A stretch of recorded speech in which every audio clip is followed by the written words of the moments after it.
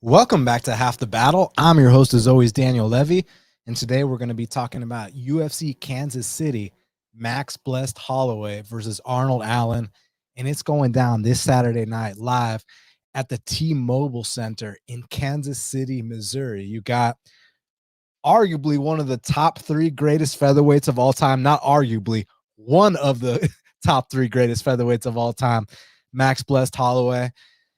I mean, it's easy to say putting his title on the line. He's not even the champ, but like he's like one of those like uncrowned champs, even if he's lost to Volk 3 times, because every single time he fights, it's always such high stakes. There's always title implications, and he's a legend of the division and the sport.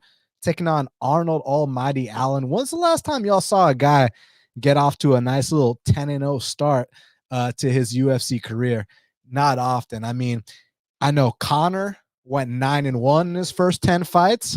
I know that Yoel Romero went 9-1 in his first 10 UFC fights. And I know James Vick went 9-1 in his first 10 UFC fights. But to go 10-0 in your first 10, hey, that's pretty damn impressive. So there's a reason these two are in the main event.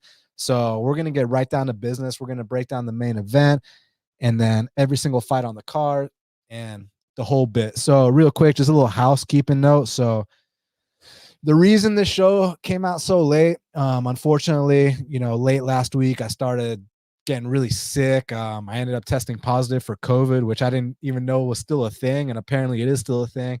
And it kicked my ass. Not as bad as last time, but still kicked my ass. So if I'm a little short of breath, that's why. But no matter what, the show must go on. I wasn't going to leave the fans hanging.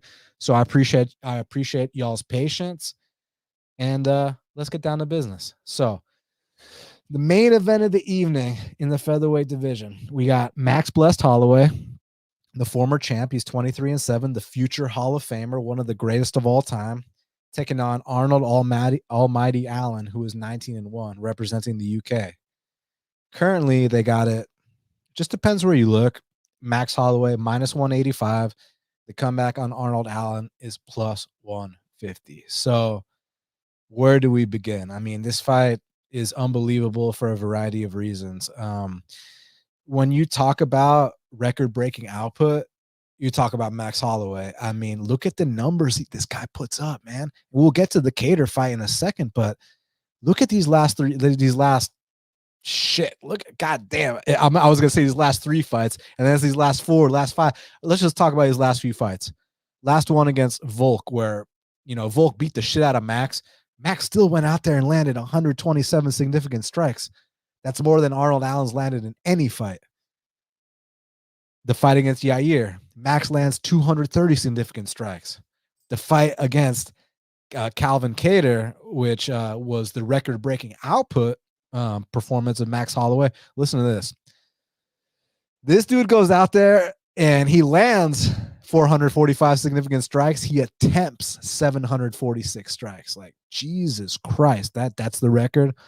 Second fight against Volk, 102 significant strikes landed. First fight against Volk, 134 significant strikes. Against Frankie Edgar, 129. Against Dustin Poirier in ATL, 181. Against Brian Ortega, 290. Against Jose Aldo, 174. Against Jose Aldo the time before, 104. And then he went under the 100 mark against Pettis because he got him out of there. But it was only 94, which is like nothing to scoff at. And then prior to that, against Ricardo Lamas, 103. So basically what I'm trying to say is since 2016, this guy has consistently put up over 100 significant strikes every single fight, with the exception of the Pettis fight, which was 94 significant strikes. And had Pettis been able to survive a couple more seconds, it would have passed the 100 significant strike mark. So, I mean, the output is not a concern. Max Holloway has literally the best output in the history of the sport. But on the flip side of that, I can't just give one-sided information. The output's insane, the pressure, the cardio, all that. But he absorbs a lot of shots. He's one of these guys that he's got like that old school BJ Penn chin. Like, y'all remember for the longest time the talk with BJ Penn, another Hawaiian warrior, another Hawaiian Hall of Famer, another Hawaiian, and this time double champ because BJ Penn won belts at lightweight and at welterweight.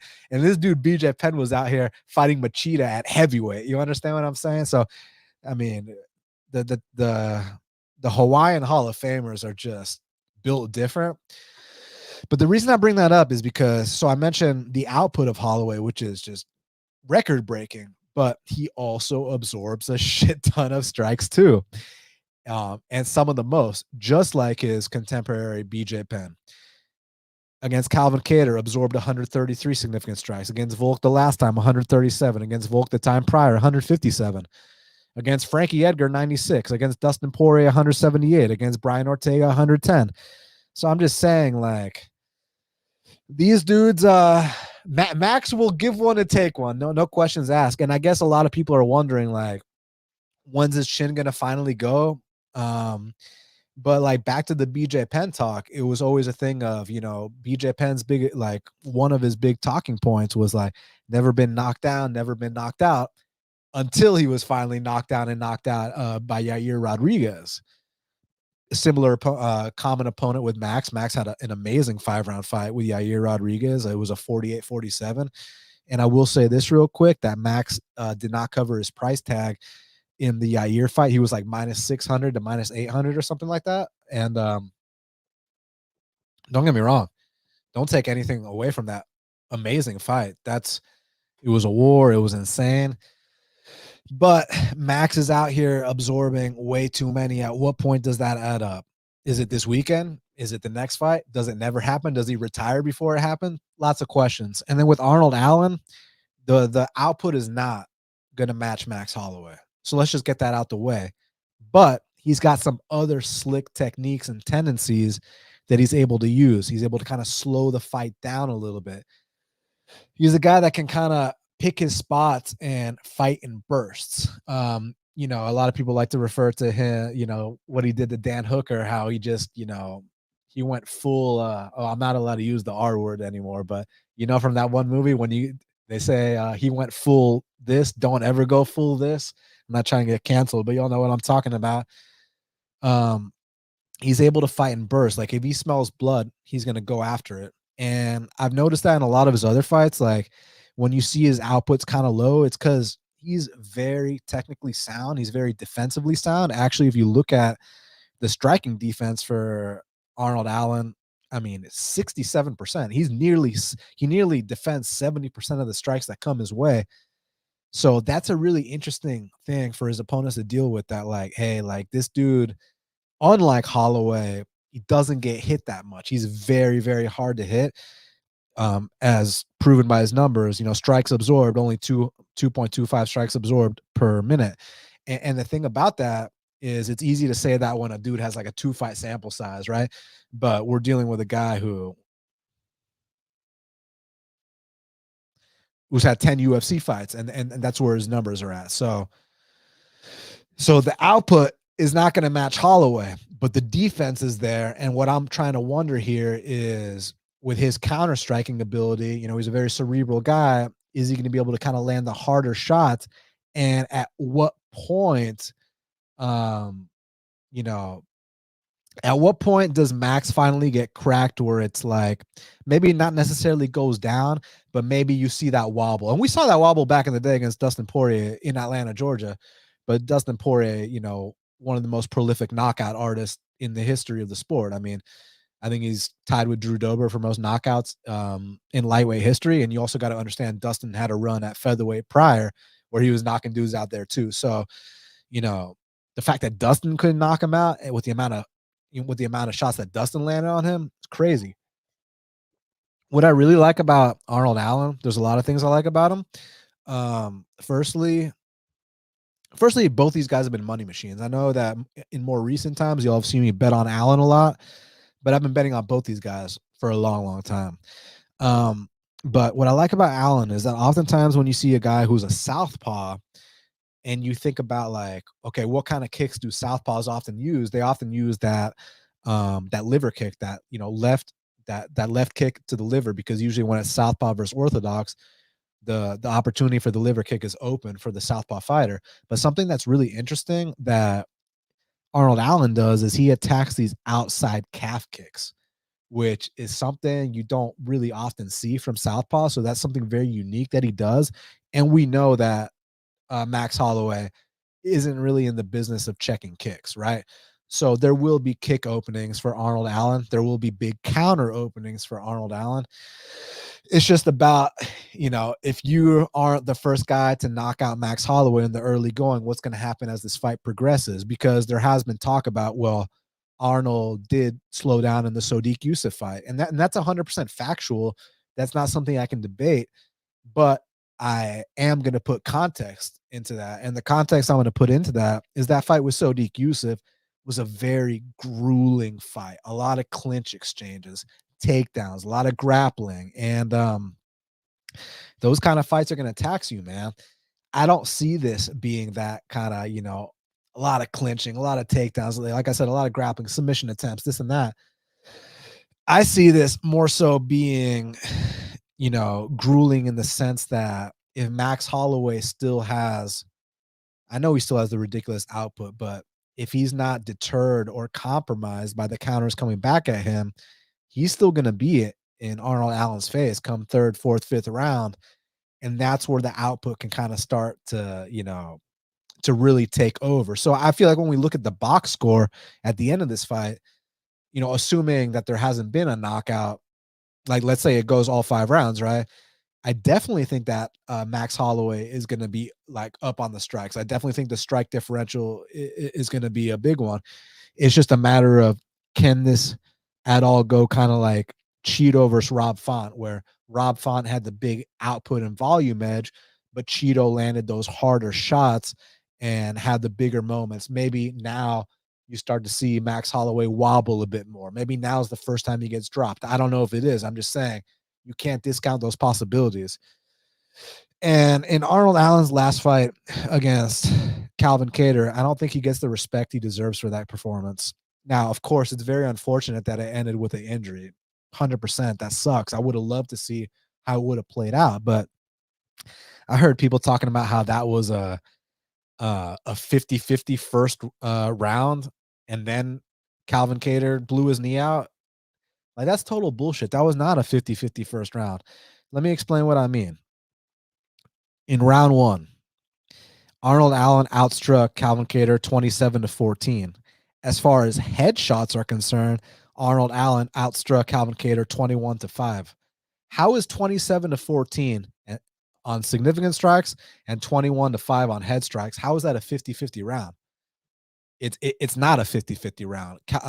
Arnold clearly won that first round, and I had a bet on Arnold in that spot. And of course, you don't want to win with an injury, and you don't want to see a guy that we respect so much like Calvin Kattar, have to sit out a year with a torn ACL, whatever the case is. But as someone who had money on it, I was literally smiling the entire time, like until the injury, because you don't want to see that. But I'm saying the performance up until the injury, I was smiling. I thought it was beautiful. I was like, wow. I was like, yes, Arnold, and I feel like I find myself saying that a lot when I see him fight, and back to the defense.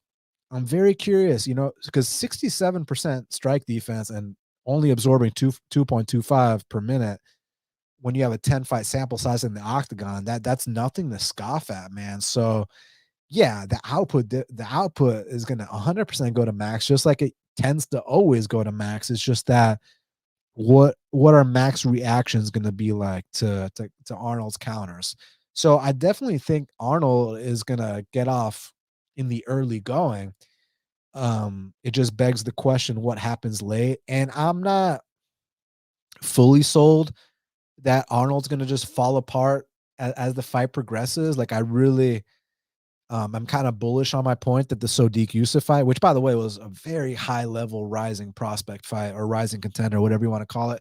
I'm very bullish on the fact that that was just a different fight. That was, clinching. Like I said, all that clinching up against the fence, like, it might not look the most exciting to the untrained eye, but like, it's very grueling. It's very taxing. And when you're in there, like I said, with a Nigerian, you know what kind of firepower and what kind of strength Sodiq Yusuff brings to the table. That shit's gonna gas you out.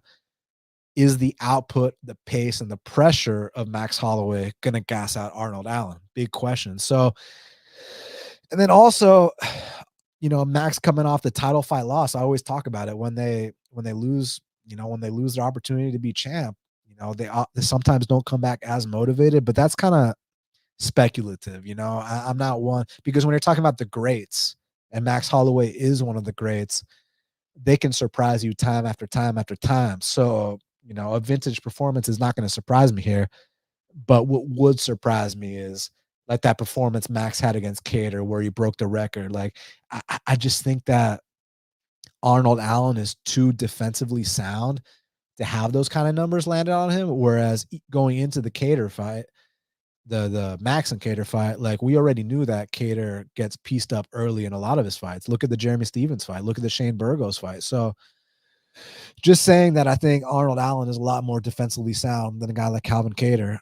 It just comes down to what kind of early lead Allen gets to, and is there really going to be that drop off? And then from there, is Max still operating like the Max we all know and love? So to me, it's a tough fight to call because you can make confident points for both. The output difference, the cardio difference from Max Holloway. You got to point, you got to bring that up. But then you also bring up the amount of strikes that this man absorbs. I mean, I think he holds the record for it. At what point does it finally go? We thought, like I said, with BJ Penn, it was never been knocked down, never been knocked out until he got knocked down and knocked out. Is that going to be the case here? I don't know. It's hard to say. But then back to, us being gamblers. I mean, this opened minus 145 for Max. So Vegas is giving Arnie respect. Some sharp action did come in on Max and steam it a little bit. Sharp action that I respect, but again, that doesn't intimidate me. To me, it just comes down to like when I don't really know what's going to happen, and I feel like there's so many different ways this fight could play out. I like the number on Arnold Allen. I really do. I like that plus 150. I even missed a plus 175 earlier in the week. So I might be really willing to roll the dice here, but I'm not going to disrespect a future Hall of Famer in Max Holloway, a legend, someone we all look up to, someone we all just admire. We love watching him. He's got a serious history in the sport. He's a record breaker, and if there's anyone that can make another title run after being, derailed that many times, it is a guy like Max Holloway. So you have to show this man his respect. But I think Arnold Allen's a guy that's been flying under the radar for years. I think he's very well-rounded. Like I said, I think he's cerebral, trains with the right people, doesn't have a huge ego, and is very technically and defensively sound. So that's the interesting part here. Like I said, at the end of this fight, assuming that no one's been finished early, the box score is going to say that the significant strike, like Max Holloway is going to outland Arnold Allen, assuming that no one like gets stopped early, right? Like I'm saying over a long sample size. But what are the quality of the strikes that Allen lands going to look like compared to Holloway? Is Holloway going to start being more susceptible to being rocked these days? Is he going to start getting cut more? Motivation wise, where is he at? He's been saying this week, y'all must have forgot. I didn't forget. I think this guy, I can't say enough good things about Max. So again, it's no disrespect to Max. It's just more so I'm kind of willing to take plus 150 on Arnold against any featherweight except Volkanovski. So for that reason, I'm going to go with Arnold Allen, but I can't sit here. And like I said, I'm not going to disrespect a legend. I'm not going to be arrogant. It's just, I like the number. So, and historically speaking, like when you've lost that many title fights in a row, what are the chances of you getting back to the belt? And we know Max's style. He's going to go forward. He's going to pressure. Like I know in the press conferences and all that, he's very humble. But when he gets in the cage, that's when the cockiness and the competitor comes out. And that's when he fucks with his opponents mentally. And he plays games in there. Like when he was with Ortega, showing Ortega how to defend, putting his hand up, getting him to block. And, against Ricardo Lamas, pointing down to the mat, that historic moment against Jose Aldo, putting his hands up like Nick Diaz. Like, Max is a nice guy out of the cage, but in the cage, he is not a nice guy at all. This guy, he's a bad, bad boy. And but same thing with Arnold Allen. Like he kind of has a little Cheeto Vera to him, but he's much more technically sound. But he's got the Cheeto Vera in the sense that he's kind of got that chill, kill, kill, kill. When he smells blood, he swarms guys. So man, amazing fight, just great matchmaking. Like I said, I'm gonna take Arnold because I like the number on him, but you won't catch me disrespecting a legend like Max Holloway, one of the best. The debate is between Max Volk and Jose Aldo. I know some people think Connor, but I don't think Connor was around long enough at featherweight to be in the conversation, despite how amazing his accomplishments were at that weight class early on. I just would have liked to see him maybe defend the belt and stick around longer, but those weight cuts were getting brutal. So to me, the top three featherweights are Volk, or excuse me, are Aldo, Volk, and Max. So I'm going to go Arnold for the upset, but you know, it's all respect to the legend, and I wouldn't be surprised either way. I could see it go either way. I just like the number on Arnold, and that's it. Co-main event of the evening in the featherweight division, we got a matchup between Edson Barboza. He's 22-11, taking on. Dude said Connor never defend the belt. He can't be top three. Nah, he's not in my top three. But anyways, Edson's taking on Billy Q, who's 17-4. Currently, they got it Billy Q minus 170. The comeback on Edson Barboza is plus 145. So, man, a few years ago, Edson would have been a big favorite in this spot. Edson, obviously one of the most dynamic kickers in the history of the sport, and it's cool that in this fight card we got three insane kickers: Edson, Chris Gutierrez, Pedro Munhoz. So you love to see it. But man, I mean, here's the thing: Billy Q is one of these guys that like will take the ass whooping up front. But if you show Billy Q any kind of weakness, if you start to slow down against a guy like Billy Q, he will absolutely drown you in a way where you're like, what's it gonna take to stop this guy? He's like the guy you hit with a baseball bat and he just keeps walking forward. And there's a similar guy to that named Zak Cummings who's also on the card.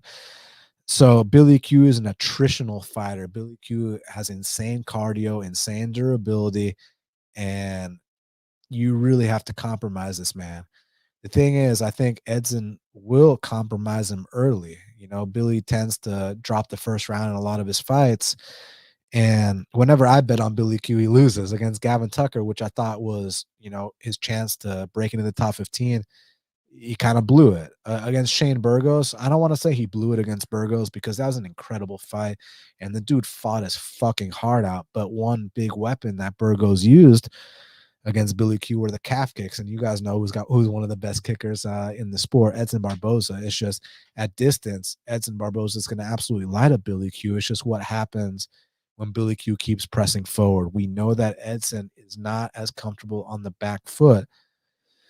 So to me, it's about when Billy's absorbing these shots, like what kind of compromise are we dealing with? Like, are his calves going to be just completely shot to where he can't push off them and get takedowns?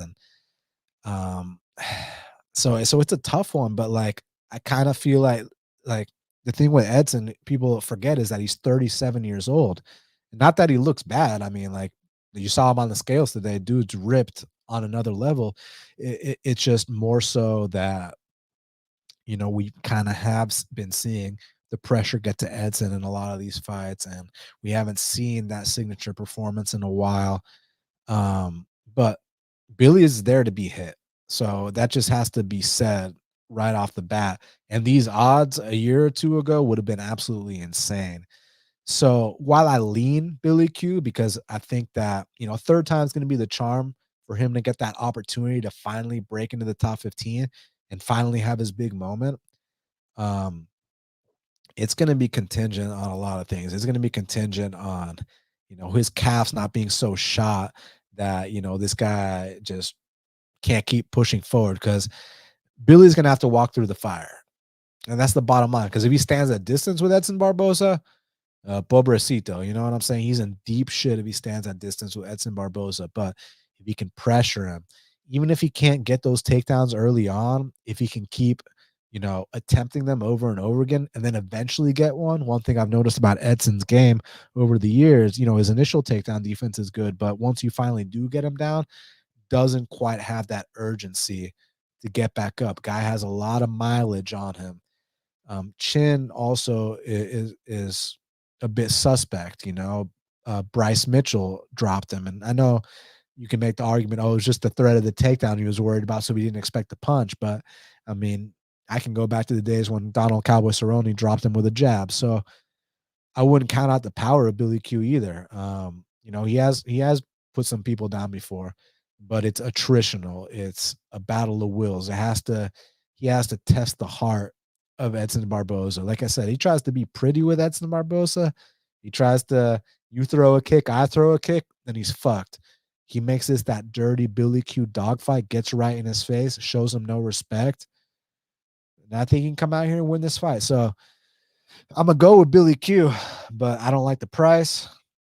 I like both these guys. I can't wait to watch it. I'll pick Billy Q, but it's contingent on him coming out here and executing the proper game plan. Because, like, let's stand and bang. Let's not, have a distance kickboxing match with Barboza. So let's see. Featured bout in the light heavyweight division. We got Dustin Jacoby. He's 18-6, taking on Azamat Murzakanov, who's 12-0. And currently, they got it. Dustin Jacoby minus 165. The comeback on Azamat Murzakanov is plus 140. So, shout out to all y'all that took that like plus 170 on Murzakanov. I thought that y'all got the best of it, right? So for sure. But here it's tough because Murzakanov, he's got the confidence of the undefeated fighter. But I always talk about it. No one's exempt from that first L. But Murzakanov, he's not just a badass inside the UFC's octagon. He was a badass outside of it. I mean, he fucked up Iwan Cutelaba in a Sambo match. He knocked out Andre Muniz in like under a minute. So, dude's been doing his thing. Big, heavy hands. Has, that Russian wrestling style as well. It's just, the output's kind of on the lower side. And that's where I think that a guy like Dustin Jacoby can possibly capitalize. I mean, the thing about Dustin Jacoby is, he definitely has put up the numbers, right? You look at his last fight with Khalil, regardless of who you scored it for, Dustin still went out there in a 3-round fight, landed 120 significant strikes. In his fight with Sean Allen, 3-round fight, landed 153 significant strikes. So on his contender series, fight 117. So I'm just saying, like, the output is 100% going to go to Dustin Jacoby should this play out over 3 rounds. It's just, Dustin has been knocked out before in kickboxing, against Alex Pereira, amongst others. But just saying, it's hard to count out one of these undefeated Russians. And this is not one of the undefeated fraud Russians. This is a legit Russian. But I do kind of think that, just the volume, the output, should Dustin Jacoby not be badly compromised, is probably going to be the difference. But again, I'm not interested at this price. I do think it's a dog or pass situation. So it's a pass for me. Now, also on the main card, we got a light heavyweight matchup between Iwan Cutelaba, he's 16-9, taking on Tanner Boser, who's making his light heavyweight debut, well, in the UFC at least, who's 20-9. Currently, they got it. Iwan Cutelaba minus 135. The comeback on Tanner Boser is plus 110. So I see why a lot of people are tempted to take Boser here at dog money because of the way that Iwan Cutelaba has been performing these last few fights, and even the history of Iwan Cutelaba of just coming out super hard early. But, if he can't get you out of there, he tends to fold as the fights, progress. But I will say this, his Devin Clark fight, he showed that, he can win decisions from time to time. Just needs the right opponent to do it with. Is Tanner Boser the right opponent to do it with? Well, on one side of the coin, Tanner Boser's grappling is absolutely atrocious. On the other side of the coin, Iwan Cutelaba's cardio, his mental, his heart isn't what I like to see. He's the definition of a bully. He's the definition of a, of a front runner, right? But I feel like if Iwan can fight smart here, I think he can easily win this fight in the sense that, like, Boser's wrestling is trash. And that's the bottom line. It's just is it going to be a situation where, Iwan dominates that first round, then they get back up to the feet, and then Boser starts kind of dragging it out, and then Iwan starts getting discouraged, and then Boser gets him out of there. So it's tough, but this is one of the first fights in a while where I feel like Iwan might actually be able to get a first round finish. Does he do it or not? It's tough to say. So I really don't know. Got a coin here. So heads for Cutelaba, tails for Boser.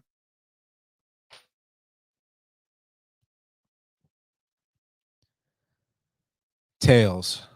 I said tails for Boser, right? I don't even fucking remember. So we're gonna go Boser to weather the early storm and come back. But this might be the fight Cutelaba gets back on track. Cause like I said, Boser, Boser can't wrestle, man. I'm not even sold on Boser's power. Like I know he had that knockout against Philippe Lynch, but look at Philippe Lynch's physique in that fight, and then look at his physique in his subsequent fights once he started taking his Flintstone vitamins and started eating his oats, and you know what I'm saying? Started harvesting the garden of life fruits and vegetables. So it was a completely different guy that he knocked out. So if Iwan's gonna ever get back on track, it's gonna be this one. It's just I don't trust him. I don't trust Boser. I don't trust either of these guys, but it should be fun to watch. So I hope y'all enjoy it. Now, next up in the bantamweight division, we got a matchup between Pedro Munhoz, he's 19-7, taking on Chris Gutierrez, who's 19-3. Currently, they got it. Chris Gutierrez minus 225. The comeback on Pedro Munhoz is plus 180. So, back in the day, Pedro Munhoz was the hardest kicker at bantamweight. Now we have a new hardest kicker at bantamweight. His name is Chris Gutierrez. And I have a friend who fought Chris Gutierrez and trains with Pedro Munhoz. His name's Cody Durden. And out of this 8-fight unbeaten streak that Chris Gutierrez has, my buddy Durden is the only guy that didn't lose to Chris. Cody took the Chris fight on 5-day short notice after, drinking beer and eating wings, and went to a draw with him. So that was pretty impressive. But Pedro Munhoz is not the wrestler that Cody Durden is. But I talked to Cody about it. Cody told me basically that Pedro still got it.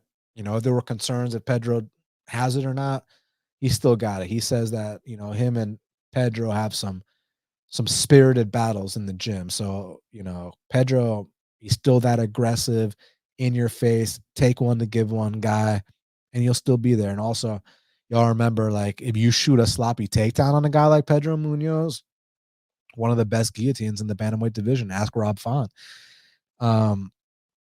He did, however, Cody did tell me that Chris Gutierrez, this goes without saying, is the hardest kicker he's ever faced, not just in a fight, but also in the gym. He said that the dude was big for bantamweight. The dude was super tough to take down, and his kicks, he said that. So the proper way to kick, you kick with your shin, right? But some of the kicks, they were actually the foot, and he said even with the foot of Chris Gutierrez, it was burning. It was burning Cody Durden's legs. He said that's how hard that guy kicks. So the thing with Pedro is he's had a great run, but I kind of feel like the Frankie Edgar fight was a big sign of a step down. And what I mean by that is this: even though I actually scored that fight for Pedro Munhoz, and at the time I thought he got robbed, y'all got to understand he was like a minus 250 to minus 275 favorite against Frankie Edgar. So when you're that kind of price, I'm expecting domination. I'm expecting you to go out there and knock him out like all these other guys had been. And the fact that it was even close enough to be a split, controversial or not, was alarming and showed that, hey, maybe Pedro, he's not declining in the sense that you're just going to come out here, touch him one time and he goes out, but maybe he's slowed down just a little bit, right?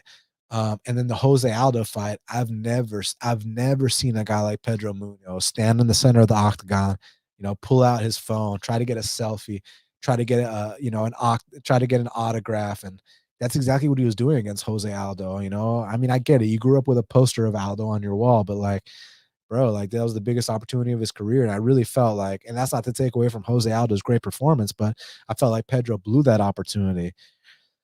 The Dominic Cruz fight, man, started off well and just, couldn't find them. The volume was too much. And then the O'Malley fight, there's some misconceptions about that fight. Pedro did win the first round, but what you got to understand is like Pedro, how many like head strikes Pedro threw in that fight? Let me pull it up real quick. Like Pedro was literally only kicking against O'Malley. Let me yeah, listen to this, guys. Pedro went 0 for 9 on head strikes against Sean O'Malley. I've never seen Pedro Munhoz be timid before until the O'Malley fight. And I truly believe had that fight played out, O'Malley was gonna either stop him late or easily win the decision, 30-27 on one card, 29-28 on the other two. So I'm under the assumption that Pedro is slowly but surely kind of heading on his way out. And Chris Gutierrez, look, he's not free of his flaws, went to a split decision with Felipe Colares, but like, how the fuck was that a split decision, man? Two judges had it 30-27 for Gutierrez, which was the correct score. And then one random judge, Rick Winter, scored it 29-28 for Colares, which I just, for the life of me, don't understand. It's just the output is kind of lower on the Pedro Munhoz fight. I mean, on the Chris Gutierrez side, so that's what I'm worried about.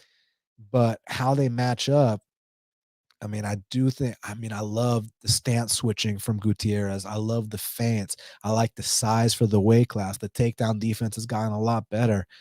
And this is a fight that's going to prove if he's either ready to make it to the top 10 or not. This is a litmus test for him. So I'm going to go with Chris Gutierrez to pass this test. A couple of years ago, I might have been interested in Pedro, but I've kind of noticed, based off the Frankie fight, based off the Aldo, the Cruz, and the O'Malley fights, I kind of think Pedro's slowing down a little bit, and I think this is the perfect time to catch him. So for that reason, I'm going to go with Chris Gutierrez to get the biggest win of his career and move up the ranks. Now, kicking off the main card, we got a matchup between the legend Clay Guida. He's 38-22, taking on Rafa Garcia, who's 15-3. Guys, it's not Rafa Garcia, it's Rafa Garcia. He's Mexican, not Brazilian. I was shocked people were calling him Rafa. Like, what? Like that's a Brazilian thing, y'all. Currently, they got it Rafa Garcia minus 275. Comeback on Clay is plus 210. Yeah, these odds suck, unfortunately. Even if I'm picking Rafa to win the fight, these odds absolutely suck. You know what I'm saying, man? I mean, minus 275 when Rafa has shown, it's not that he's got cardio issues. It's that maybe he's had a little bit of pacing issues in some fights, like the Chris Gutzmacher fight. He fell into that same trap a lot of people fall into, kind of like Joe Lozon fell into against Chris Gutzmacher, where the guy's kind of a walking punching bag, but he's super durable, and you get kind of carried away. You're like, oh, I'm landing every single thing I throw. Like, I'm gonna just get this guy out of there, man, and like. Then he's still there, and then you've emptied the tank, and then he takes over. So I think that's kind of what happened there. But I think that he's kind of addressed some things. He's got a little bit more octagon experience under his belt. He's got more, like I said, he's accrued more minutes inside the octagon since then. So I feel like now is a good time for him to come out here and get the biggest win of his career. But listen, Guida's a legend, man. Guida's a guy that beat RDA, beat Nate Diaz, beat BJ Penn, beat Anthony Pettis. Like, this guy, I mean, he's the fucking man. I mean, my boy Clay Guida's balding really fucking badly, and he refuses to let go of that hair. What y'all will see what I'm talking about when y'all watch the fights tomorrow. It's like, it's like, Clay, like, what happened, bro? Like, they never know when to say when, and it'd be nice to see Clay finally shave that head, man. But look, all bullshit aside, man, I think that we're at the point now. How old is my boy Clay Guida? He's got to be in his 40s, right? He's 41. You understand what I'm saying? He's turning 42 later this year. I just think that Rafa can possibly outpace him, possibly submit him. I'm just gonna go with the more youthful, younger guy here. So yeah, y'all. Should I tell a little funny story? I hope my delivery is funny and it doesn't just sound funny in my head, but like, so back when I was in high school, um, and Clay Guida, Anton said Clay needs a hairline intervention. Yeah, from one bald dude to another. Like, come on, my man. It's time. Know when to say when. So when I was in high school, right? And Clay Guida fought Nate Diaz. He fought Nate Diaz at UFC 94, George St. Pierre. Actually, I wasn't. I had already graduated high school, so I think I was like in early college or something. Um, so I always love how Bruce Buffer introduced Clay Guida, and man, I wish I wasn't just coming off being sick, so I could like really project my voice and do the Bruce Buffer imitation. So like it used to be like Bruce Buffer would be like Guida, you know what I mean? I'd say it much louder if my voice was still there. But yeah, it's like so intense. And so me and my buddies, like we were like, I guess just got out of high school. We were dumbasses, still are, right? But like, nah, we'd like drive around. Like my buddy Murdoch, who like is the best driver of all of us. He's the dude that can like go 140 miles per hour without crashing, right? It's just he's crazy, right? When we need to be in a high speed situation, we call up my boy Murdoch. So Murdoch was driving, I was in the passenger seat, one of my boys was in the back, and we'd like pull up to cars parked next to us. We'd roll down the windows and we'd be like, Guida! And it would, it'd just be this funny thing because we were these fucking stupid kids. And one time we did it, and this one guy was like, the fuck did you just say? And then he just started chasing us, and we got into a fucking high speed chase, and we were going through like residential neighborhoods. It was crazy. We eventually lost him, but like I'll never forget that. Yeah, hopefully my delivery was good enough for y'all to get the gist of that. It was great times. But anyways, back to this. I'm gonna go Rafa Garcia for the win. Now, next up in the featherweight division, we got a matchup between TJ Brown. He's 17-9, taking on Bill Senor Perfecto Algeo, who's 16-7. Currently, they got it. Bill Algeo minus 210. The comeback on TJ Brown is plus 170. Historically speaking, Bill Algeo is the guy I like to back as a dog. I don't really like to bet him at minus 210 odds. I like Bill Algeo. He's, he's like 6'1" for the featherweight division. He's funky. He's like Gumby, man. He's like hard to get out of there. He's hard to deal with. And he's the guy that you start to gas out against a guy like Bill Algeo, and he will let you know about that. He will absolutely capitalize on that. And when he gets taken down, he pops right back up. Fights with his hands down, has an unorthodox style, some funky kicks, experienced. I like Bill Algeo. It's just that, he's not the most physical guy despite his height. Like I said, he can be taken down, and he will be taken down in this fight. TJ Brown, the thing about him is he's actually pretty skilled. It's just like he'll be like dominating a fight, and then he's a guy that like will get choked out with a guillotine from side control against Jordan Griffin. TJ Brown's a very skilled guy, good calf kicks, good wrestling. He'll be dominating a fight, and then he'll just randomly get dropped. He's been dropped in multiple fights, so he's just not really a guy you can trust. But he does have a path here. Like I said, Bill Algeo's wrestling not the best. TJ Brown's not a bad fighter at all. It's just he ain't the brightest when he gets in there, and he makes a lot of suspect decisions. And I could see him coming out here winning the first round and then diving into a guillotine in the second round or some shit like that, or getting dropped somewhere along the way, whatever the case may be. So, yeah, I'm going to go with Bill Algeo. I think he's got good volume, and I think he's the smarter guy here. It's just Bill's a guy I like to back at dog odds, not at a minus two something price, especially when his opponent does have a path to victory, despite his opponent not being the brightest. But yeah, I'll pick Bill. Now, next up in the flyweight division, we got a number one contender fight between Brandon Raw Dog Royval. He's 14-6, taking on Matheus Nicolau, who's 19-2. Currently, They got it. Matheus Nicolau minus 225. The comeback on Raw Dog is plus 180. So great fight, amazing fight. I've been high on Matheus Nicolau a long time. I know y'all old school half the battle fans remember the infamous max bet we had on Matheus Nicolau against Louis Smolka. And I heard someone talking about how you shouldn't put any stock in interviews.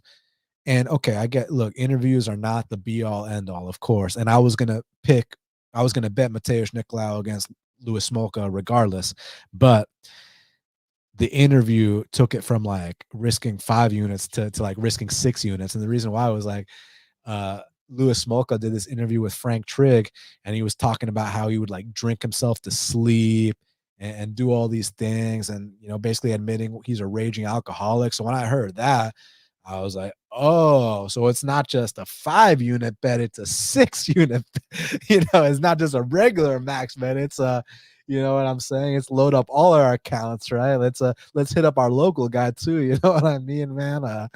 So that's one of my most fond moments betting this sport. Matheus Nicolau over Louis Smolka. So listen, Matheus Nicolau, very fundamentally sound. He's a black belt in jiu-jitsu. He's a nasty black belt in jiu-jitsu. His boxing is something he's been working on, religiously for the last few years. It's been getting a lot better. He's got the calf kick game. Used to train at Novo and Yao back in the day, so his takedown defense is on point. You already know about that. The only issue I've had with Matheus Nicolau over the years is he might be a little bit on the chinnier side. Like the times that he's lost, he's been knocked out, not just against Dustin Ortiz, but even on the regional scene too back in the day. So that's the only thing you got to worry about, because Royval, Raw Dog is going to come right after him. If Raw Dog fights like Raw Dog always fights, he's going to create chaos. He's going to go right after you. And there might be openings for him to catch Nicolau. The only issue with the style that Royval has is he, on the other hand, is also going to leave a bunch of openings for the sharp counters of Matheus Nicolau for an opportunistic takedown, whatever the case may be. So Matheus Nicolau is by far, it's look, he is the more technically sound and the safer fighter, but Brandon Royval is not bad. It's just Brandon Royval, he makes that conscious effort to just go balls to the wall, and that's why we love him. And to make that work in the top 5 of the flyweight division has been impressive. Like you saw what he did to Kai Kara France, even in his UFC debut against Tim Elliott. Like the dude is very, very legit, but he's also been dropped in his fair share of fights. Also, his takedown defense isn't quite the best. Now he's a good black belt, but the thing is, submitting Nicolau, that would be quite the feat to submit a guy like Nicolau. So I don't see it happening. So I just kind of see Nicolau just being, the smarter kind of, going to be kind of better at executing his game plan. But you can't count out a guy like Brandon Royval. I mean, like even if you watch that LFA title fight he had against what's the guy's name? Against Teddy Bear, Nate Williams. Not my friend Nate Williams, the other Nate Williams, Teddy Bear. Like the fight starts, he literally just runs at him, flying knee, and then they get into this crazy scramble. Like this dude creates chaos. You love to see it. So he's gonna have to do that here, because I think if he tries to have a technical, slow paced, battle with Nicolau, he's losing that all day. But again, even if he does his chaotic, goes to his chaotic tendencies, the openings are going to be there for the Nicolau counter. So, man, and I get it's always funny when we talk about the flyweights, how like, y'all remember how critical I was with Demetrius Johnson? A lot of people gave me shit for that. And one of the reasons, and I hate how this is going to sound, but like, y'all remember when they cut Matheus Nicolau, right? They cut him off just one loss. And because they were thinking of getting rid of the flyweight division, because they had a champ that, opted to fight Ray Borg instead of TJ Dillashaw. Like, didn't bring the the fans weren't invested when he fought, just to put it lightly. And it's sad because DJ is actually one of the most skilled fighters in the history of the sport. But I always thought that Matheus Nicolau is a guy that could have fought for the belt. So now, since that point, we've had these badass champs like Henry Cejudo, Davison Figueiredo, Brandon Moreno. So flyweight is booming again. You love to see it, because with those guys as champs, Nicolau would have never got cut just off of one loss, but they were trying to get rid of the division because of the stunts that Demetrius was pulling outside the cage, man. So it's good that Matheus is back, and I think he does have that title run in him. I think he will beat Brandon Raw Dog Royval, and I think he's going to secure a title shot against the winner of Pantoja and Moreno. So I think it's finally time for Matheus Nicolau to claim his title shot. I think he does so Saturday night against the guy that we all love and respect, and Brandon Raw Dog Royval. I mean, such a beast. A guy that, like I said, to have that style and make it to the top 5, like, hey, like you're a bad boy, you know what I'm saying? So all respect. I'm gonna go Nicolau. Now, next up in the 205-pound division, we got Ed Herman. He's 24-15, taking on Zak Cummings, who's 24-7. Currently, they got it Zak Cummings minus 225. The comeback on Ed Herman's plus 180. So this is a spot where, you know, both these guys are kind of on their way out. Could be a double retirement. And you know, Zak Cummings, like I was alluding to earlier in the show, he used to be that guy that you could hit with that baseball bat and he's going to smile in your face. He's going to keep walking forward. Nasty guillotine chokes. You actually saw him drop Diki Rico with a big head kick. It's just my issue with Zak Cummings. You know, the outputs on the lower side. He's kind of losing these fights until he wins them. And then also, you know, him moving up to 205, you know, he had a stint at 70, a stint at 85.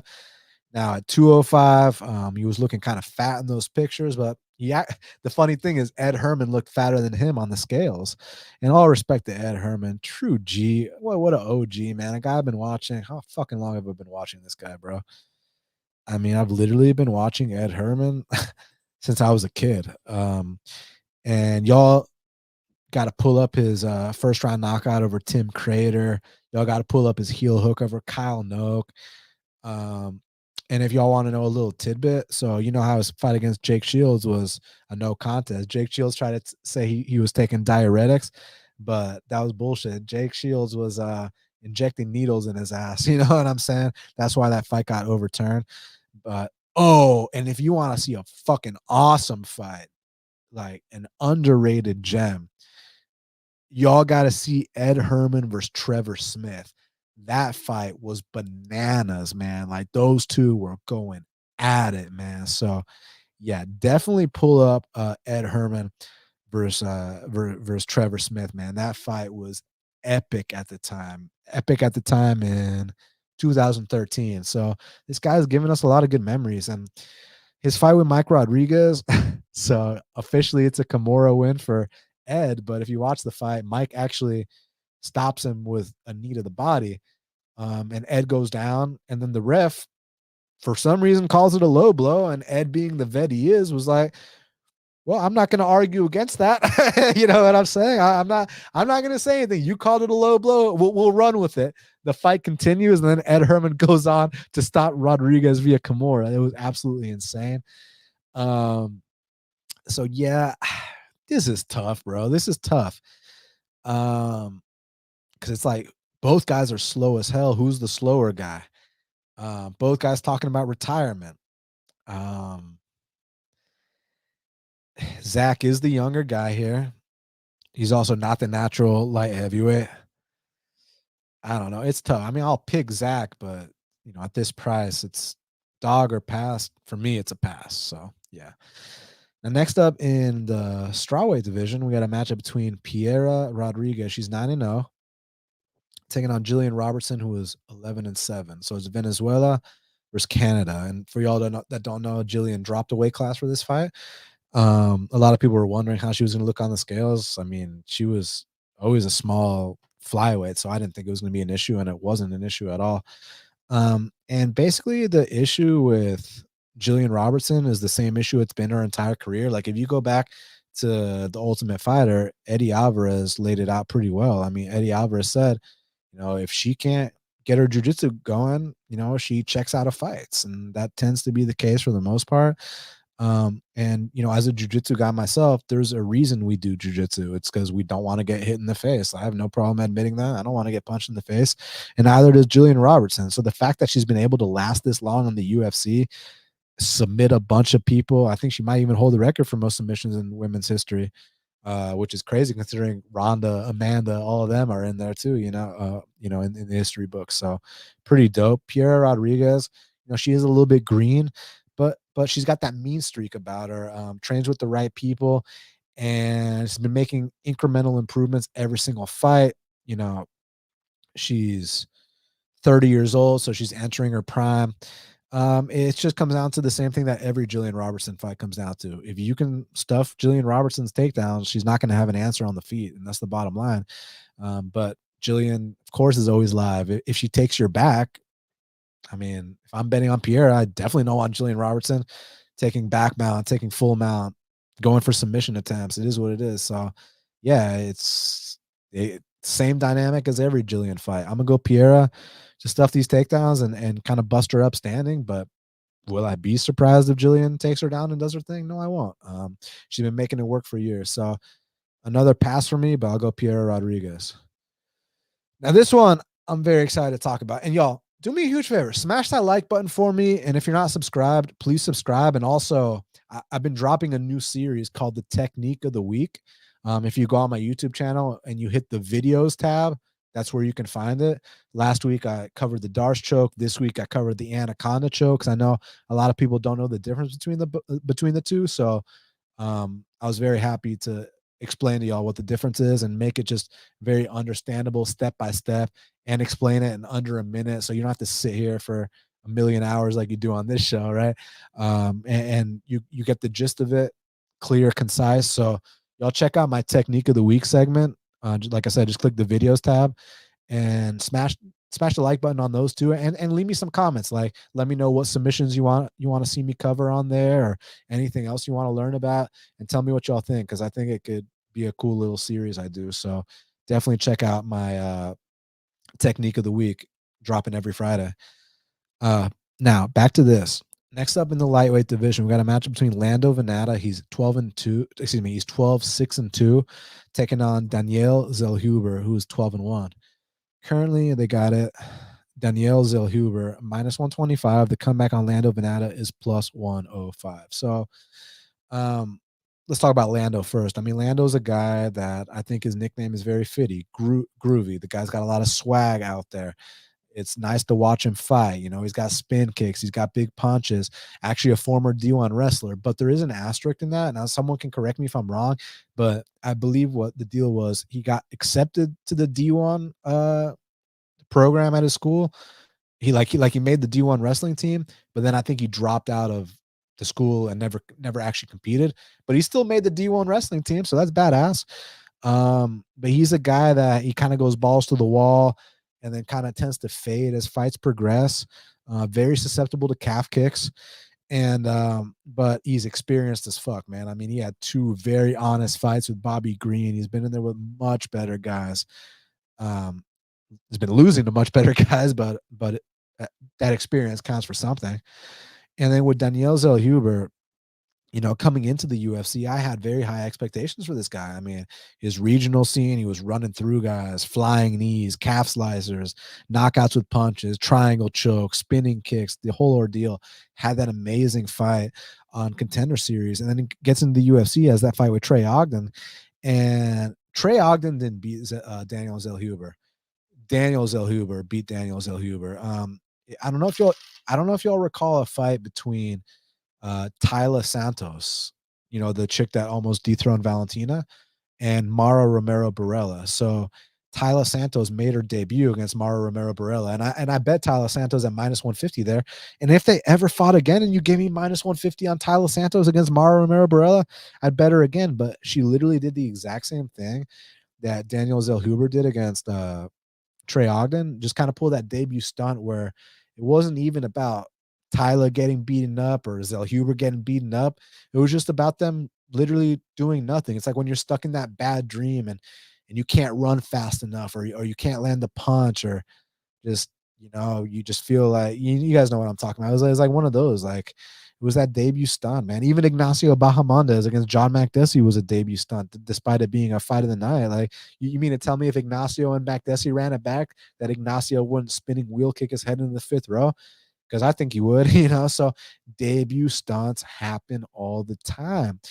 And Now, think about this with Tyler Santos after she pulled that debut stunt against Mara Mirabarella. Her next fight, she fought Molly McCann. And I made the mistake of just completely, disregarding all the work I put in going into the Barella fight and how I'd capped her and how I rated her skills just because I was so pissed off that she let me down in the debut. But then she went out there against McCann and showed what I saw on the regional scene. And I think that there's a chance that the same thing happens here, where Zellhuber, look, he got the debut rookie stunt behind him, and now it's time to fight. And the thing about Lando is Lando's going to make him fight. Trey Ogden was kind of running away, little baby kicks, and no one got damaged in that fight. That fight wasn't even about Trey Ogden looking like a contender. That was just Trey Ogden threw 2 kicks, and Lando and Zellhuber threw 0. That's an exaggerated example, but y'all get my point. So here, I expect Zellhuber to actually show what I saw on his regionals, show what I saw on his contenders fight, and I think I'm willing to give him one last chance. Just because I made the mistake of not doing that with Tyler. Like I said, the Barella fight. I mean, you can watch that fight and be like, "Yo, what the fuck is this?" Like she's staring at her. It's like she doesn't even want to be in there. What is going on? She refuses to throw a punch. And then the next fight, and then the next subsequent fight, she just runs through everyone until she gets to a title shot against Valentina. So here was Huber. I don't want to just put all the research I did on Zellhuber, where I came to the conclusion that this guy is a bright prospect. The guy is someone that has potential, could be a top 15 guy in like 4 or 5 years from now. Like that's where I thought his talent level was at, not to mention the physical attributes. He's a 6'1" lightweight with a 77-inch reach. Lando's coming up from featherweight. Lando's been yo-yoing back and forth between 55 and featherweight. Never a good thing. Lando historically gasses. So Zach brought up a good point. He says, hope you wait till you see him again before you bet him. Yeah, and that's a valid point. However, Zach, you got to understand this. He's only like minus 125 right now. It's like it could be perceived as a buy low spot, because if he comes out here and mops Lando Vannata, well, his very next fight, he's gonna go right back to being minus 250, minus 300, and I'll never get that minus 125 line again. So it's really about, am I willing to give this kid a second chance?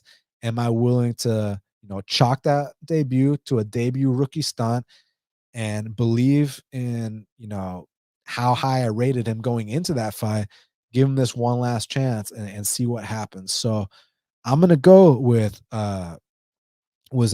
I think that the first round, Lando's dangerous that first round, man. Always is. But I think as the fight progresses, that's where I kind of think that Zellhuber is going to kind of chop him down with those low kicks, maybe go upstairs with something. Zellhuber's gotten a lot better about getting back up from the takedowns. So it's gonna be a real fight for sure. Lando always brings it, win, lose, or draw. But I think Zellhuber does have the goods to win this fight. It's just about, are you willing to give him a second chance? And I understand if you're not. But I think I am, because I made that mistake of not giving Tyler Santos a second chance, and I missed out on a lot of money. Zach says he looked like a damn near deer in headlights. Exactly, he did. But so did Tyler Santos against Mara Romero Barella, who's fucking terrible, right? So yeah, I'm gonna give the kid one last chance. And if he loses, I got no one to blame but myself. But it's just like I was so high on him going into that fight, and like I can't just look past what I saw coming into it. Like I did recognize the talent, I did recognize the potential. It's just about putting it together now. So, you got the debut stunt behind you, you got the UFC jitters behind you. Come out here and perform to the best of your abilities. Now, if he's just a fraud, then you guys know me.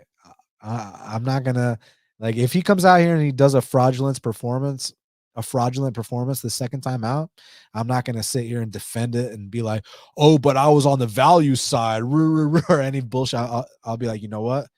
I was just wrong about this kid. I got no problems admitting it, but I want to give him. I want to give him one more chance. So that's what I'm gonna do. So Zellhuber for the win. And next up in the strawweight division, we got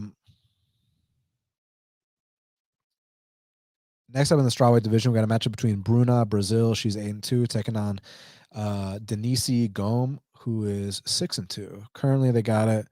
Bruna, Brazil, -160. The comeback on Denise Gome is +130. So interesting because it opened exactly where it's at right now, but at one point it was like -2 something Bruna, Brazil. So a lot of actions come in on Denise Gome, and I get it. I mean, you guys want to see like, is Bruna really that prospect? Because Denise Gome ain't bad either, man. I mean, like she's had like her fight with Milana Dudieva, man, like she had to overcome some adversity in that spot, which that's kind of sketchy in itself. Because I don't know if y'all remember Milana Dudieva from the UFC, but like, let's just put it this way, man. Like she went what, like 1-3 or 1-2 in the UFC, and she lost to Mara Barella. She like that's not a good look. So for someone like that to have some success, I don't know if that's a good look. And then with Bruna Brazil, early on in her career, the takedown defense wasn't quite the best, but I will give her a lot of credit. She has been patching that part of her game up, and she's got a very nice kicking game. She's athletic, she's big for the weight class, and seems like someone to look out for. And she's won fights via head kick, like you saw on Contender Series. You know, has knocked multiple people out, which you don't often see in the women's weight classes. So I feel like she's someone to look out for sure. I could see this being an honest fight if Denise Gome can kind of take away the, kind of crowd the kicker and kind of just make it like a brawl, kind of just make it a dirty, ugly fight. I think she's got a chance there, but I think that Bruna Brazil much more talented, higher ceiling, and yeah, I'm gonna go with Bruna Brazil to come out here and win this fight. If Denise Gome had the output on the feet of her girlfriend Carl Hosa, who's got some of the best output in women's history, right? Then it'd be a different story. But she fights nothing like her girlfriend, so, and she's kind of on the smaller side. We'll go Bruna Brazil for this one. And next up in the bantamweight division, we got a matchup between Gaston Bolaños. He's 6-3, 6-3, making her UFC debut, taking on Aaron Phillips, who's 12-4. Currently, they got it Gaston Bolaños -190. The comeback on Aaron Phillips is +155. Yeah, this would not even be an NFC main event. This fight right here, man. Like, this dude Bolaños got cut from Bellator, and like he lost to bums in Bellator. Like, I get it, he's got some credentialed kickboxing background, but bro, this ain't kickboxing. We don't fight in a ring, we fight in a cage. We don't fight with 16-ounce gloves. You fight with 4-ounce gloves, man. And yeah, he lost to the drummer from Tool, Danny Carey. Um, if y'all know, if you know, you know. But then they rematched. He knocked him out in the rematch. But I don't even think he looked that good in either. I feel like he's still kind of developing a style, transitioning from kickboxing to MMA. And word on the street is his ground game is atrocious. And I'm not even just talking about in the fights I've seen. I'm talking about like at the gym, like, you just give him a little push, he's going to fall over, and then he's not going to get back up.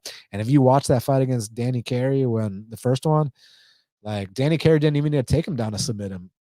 Gaston Bolaños threw a combo, ducked his head right into a guillotine. Like, and it was against a bum, and it was against, like, I'm talking like a hand-picked opponent, a hand-picked jobber for him to go out there and take care of. And yeah, it didn't happen, man. And then he lost to Solo Hatley. Hatley is that guy that Austin Lingo finished in under a minute, man. So it's just, Bolaños doesn't belong. But the thing about it is, his kickboxing is okay. People act like this is like some fucking Alex Pereira or Izzy level kickboxer, a Giga Chikad. Like, come on, dude. It ain't like that at all. He's an all right kickboxer, transitioning to MMA. And then with Aaron Phillips, I've known about this guy a long ass time. Now his nickname is the Dragon. Before that, his nickname was the Model. But you've been watching him as long as I have. Before that, his nickname was Head Kicks. And I even bet him against Sam Cecilia back in 2014. Lost that, got out grappled badly there. But man, he's fought such better level of competition, He's been in there with Chris Gutierrez. Now, granted, got fucked up badly with leg kicks in that fight. And then he fought my buddy Devontae Sewell, and that was a disgusting hometown robbery. Like, my boy Devontae Sewell beat Aaron Phillips, and they gave it to Phillips because, Devontae took the fight in Phillips' hometown. But I'll tell you what, man, like, in his current UFC run, he's been in there with Jack Shore. And did he fight? He didn't fight Kyler Phillips, right? No, he just fought Jack Shore. Yeah.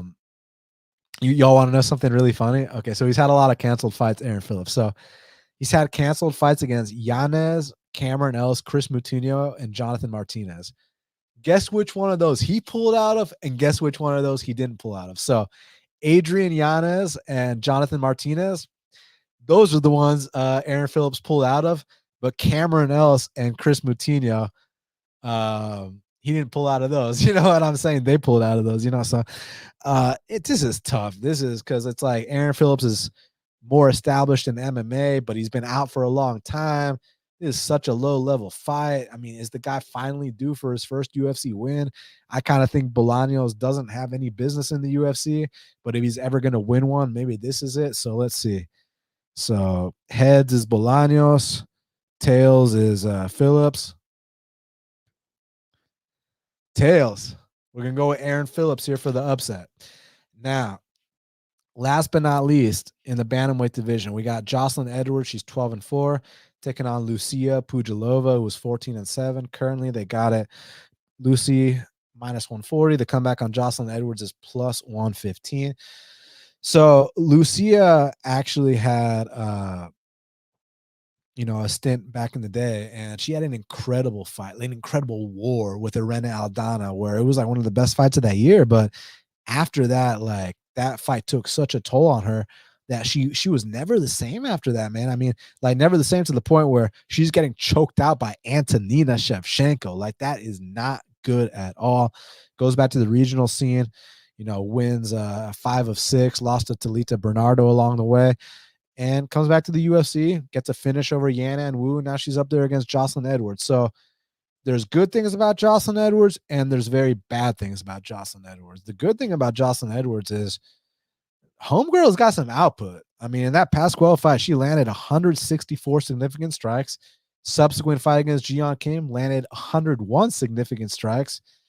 It's just that her takedown defense is absolutely atrocious. And Lucia Pudilova back in the day used to be a striker, but as you saw in that last fight against Yan and Wu, went out there and actually hit 2 takedowns. So it's not going to take much for Lucia to take down Jocelyn. And I'm not even saying that Lucia can't have success standing. I'm just saying that if there's a path to victory for Jocelyn, Jocelyn is proven to be able to put up, good volume, good output for this division, just for any division, like 164 significant strikes landed in a 3-round fight that she did 2 fights ago. Hey, those are beautiful numbers. So on the feet, I think it could be close, but I think the difference is that Lucia Pudilova, she's been adding more takedowns to her game. Does not take much to hold down or take down Jocelyn. So that should be the difference, but I got zero interest in betting this fight. And you can make the argument for dog or pass, but pass for me. All right, so we'll talk about the fight to watch and the fighter to watch. Then I'm down to answer any questions y'all might have for me. So if you do have questions for me, you can leave them in the comments now. Also, y'all do me a huge favor, smash the like button, hit the subscribe button. After this is over, leave me a comment, and then also go check out my Technique of the Week video series that I've started doing, and let me know what y'all think about that. So the fight to watch. I mean, I think y'all know.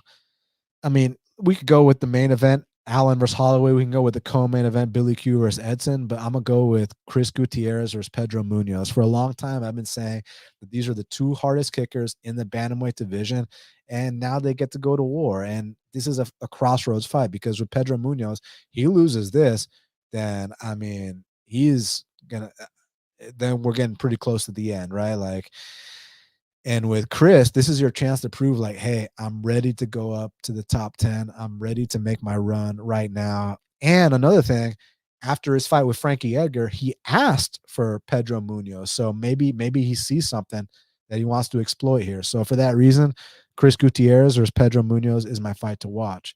My fighter to watch is Matheus Nicolau. Listen, this is a guy that I've been saying since his first UFC stint back when he fought Louis Smolka that could absolutely fight for a UFC title one day. And now you finally got to that title eliminator, and you got a guy in Royval who is going to come right after you, who's going to create chaos, who's going to test you.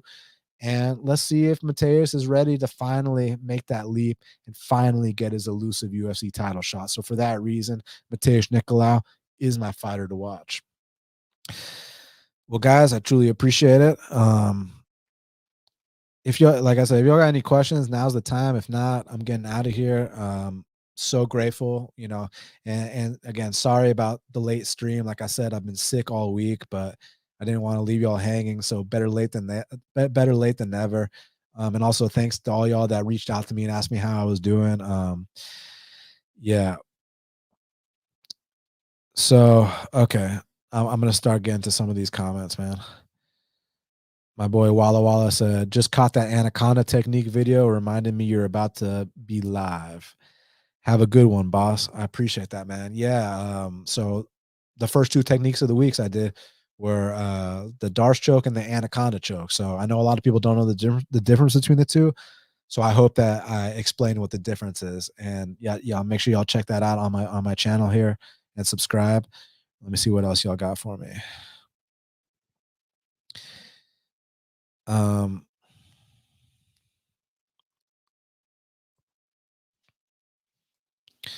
PFL thoughts for tonight, man. I thought that props to all y'all that got in on Shane Burgos at dog money. Y'all flipped the line. So if you took the dog money there, you did your job, man. I think that Shane is going to look better at 55 than at 45 because, he was cutting a lot of weight, and that might have contributed to him getting dropped in a lot of fights. That scary knockout loss against, Edson Barboza back in the day. I think he's going to look a lot better at 55s. And also, there's an interview that came out with OAM talking about how after he won the $1 million that he's not as motivated. He was motivated for a couple of days, and he was like, I don't really care anymore. So this might be a good spot for Shane Burgos.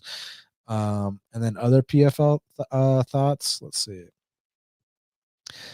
Haush Manfield versus Martinez is a great fight. Clay Collard. I mean, how can you not watch a Clay Collard fight? Like, come on, man. Natan Schulte, he's like the Justin Gaethje of the PFL. So fuck yeah. Yeah, so there's some really good fights on there. Donnie Brooks said he need a doggo cameo. Leo, where you at? Leo, come here, my man. Come here. Hold on, let me move your comment so I can get him on here. There he is. There's my boy Leo. You know what I'm saying? What's up, Leo? Huh? Being a good boy? You want to jump up here and say hi to me? Huh? You want to come up here? Yeah, I fucking love this guy, man. This is my boy right here. And my other boy Oscar is chilling on the couch. So yeah, we love dogs around here. And then let's see what else we got. Let's see what other questions y'all got for me. Bradley said, "Hey Dan, isn't Billy Q a huge step down in competition for Barboza? Edson has fought only killers, and we've seen what happens with Font and Ige when these vets get a step down." Yeah, I mean, of course, it is. It's just about, Billy, he's not a spring chicken. He is 34 years old. He has paid his dues. So, yeah, it's definitely a step down in competition on paper. But, Edson's lost to step downs in competition. Edson lost to Bryce Mitchell. Edson lost to Dan Ige, who were absolutely step downs in competition at the time. So it's just about, is Billy Q catching him at the right time? But of course, Edson can have a lot of success in this fight because Billy is open to being hit. No questions asked. So, but Billy is also the kind of guy that melts people, that drowns them in deep waters. And if he can do that, it's going to be very interesting. So very, very good question, man. A box said, do you think Ion can be fine just to settle on top, holding him down for the majority of the fight? Well, he did similar things against Devin Clark. It's just about, I can't predict what's going through that wild man's head, and you just can't trust people like that. So it comes down to, if you like the number enough to take that gamble and take that risk, just knowing full well what could go wrong, right? So it's kind of one of those situations. So you know the risk. It's just a matter of if you're willing to take it. Dirty Rex said, thanks for the show. Thank you for tuning into the show. Dogs are the fucking best. Yes, they are, Rocco. Zach said, just FYI, Cummings' reason for layoff was a slip disc and back surgery. He was bedridden. Yep. We know this, so it's going to be interesting how they both look. Yeah. All right, last call. If not, I'm getting out of here. Guys, again, I'm so fucking grateful for you guys. Thanks for being patient with this video. It truly means a lot. And hit that like button, hit that subscribe button. Leave me a comment when this is over. Share all that, and then please check out my technique of the week series that I'm trying to pump every single Friday. Let me know what y'all think. Also, if there's a specific technique that you'd like to see, like to learn about, just let me know, because I know, like I said, the reason I did Darce and Anaconda to start off with is because a lot of people have always wondered what the difference is between a Darce and an Anaconda, and I explained it. So I'm happy to break down like any kind of question. It doesn't matter if you train or not. Like even if you don't train, but you still just want to know more about the techniques of what you're watching when you watch the fights or a jiu-jitsu tournament, whatever the case may be. I'm happy to explain that kind of stuff, and it helps me too, because it helps me, like teaching helps you get better at the techniques. So I love doing it. So yeah, for sure. All right. So I think that's it, guys. Thank you so much. Truly appreciate it as always. Y'all enjoy the fights. Y'all take care. Take care of yourself and someone you love. And until the next time, let's cash these bets.